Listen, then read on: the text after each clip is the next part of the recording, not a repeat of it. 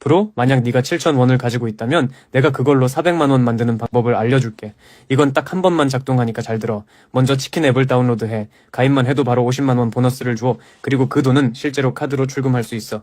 그 다음 치킨 로드 게임에 들어가서 7,000원을 베팅하고 시작 버튼을 눌러. 그러면 닭이 앞으로 달리기 시작해. 닭이 한 걸음 움직일 때마다 내 돈이 곱절로 늘어나. 멀리 갈수록 돈이 점점 더 많이 쌓여. 언제든지 원할 때 출금할 수도 있어. 난 새 계정으로 바로 해봤는데 진짜 됐어. 첫 판에 400만 원 벌고 바로 카드로 출금했어. 너도 한번 해봐. 나중에 고맙다고 할걸.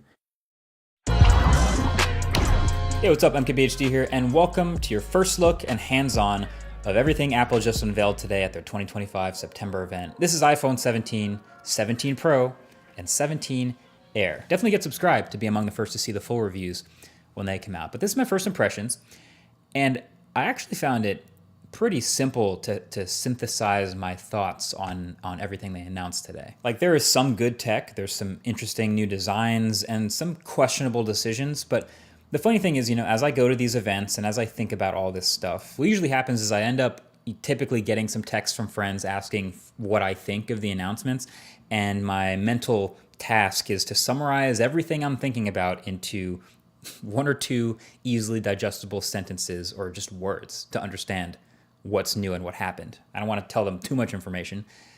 And so that's what I'm going to give you about each of the things Apple announced today. I'm going to give you my super compressed version of what I saw. So let's just start with the iPhone 17, right? The base new iPhones. My ultra simple summary for the iPhone 17 would be, hey, it got ProMotion and a better selfie camera, and the rest is mostly the same. So the design is mostly unchanged other than the new colors, same screen sizes, same dimensions, same camera bump, same buttons and camera control, which they barely talked about. But there's a new A19 chip inside, which we expected. That should see some nice performance gains and efficiency bumps, roughly 20% faster CPU, which is nice. And battery life should be a few beats longer. And the display is brighter too, getting up to 3000 nits. But this is the first time we are seeing a Pro-branded feature on a non-Pro iPhone, because every new iPhone across the range now has ProMotion. And it's the same ProMotion too. It's the adaptive 1 to 120 hertz.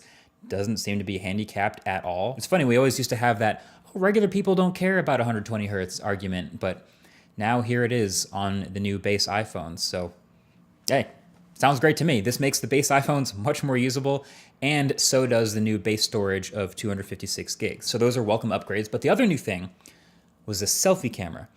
And it was funny, the keynote was pretty chill up until the point where they started to talk about this, and it was actually the loudest applause, and it was really tempting to make fun of it. But I actually do think this is really clever, because all these new iPhones have this massively upgraded selfie camera system. They're calling it center stage, but I actually think that kind of does a disservice, because the actual center stage on their laptops and stuff is kind of annoying. But what's happening is with these phones, they all have a larger 24 megapixel square selfie camera sensor.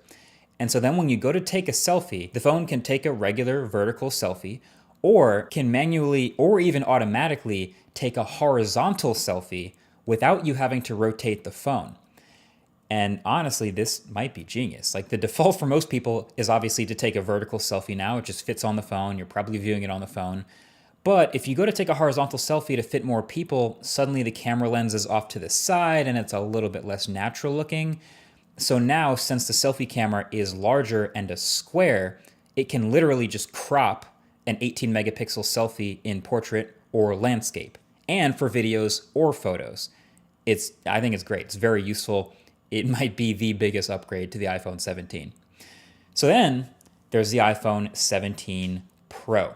And my quick friendly summary of the Pro phones is, hey, they got better zoom and more battery and orange.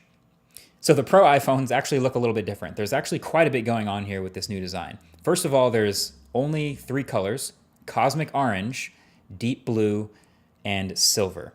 Really bumming me out that there's no black Pro phone. But then I remembered dbrand exists. Never mind. But then the thing that's going to catch everyone's eye on the back is the camera bar up at the top, which is what Apple keeps calling in their keynote a plateau. It kind of looks a little bit like the Pixel's visor, or frankly what we've been seeing on a ton of other Android phones for years now, just a huge bar across the top of the back of the phone. But it's actually not just cameras in here. Apple's done some rearranging of the insides of the phone to actually shove more components, like the A19 Pro chip and the logic board and storage up here in that bar, so they could fill out more of the bottom of the phone with more battery.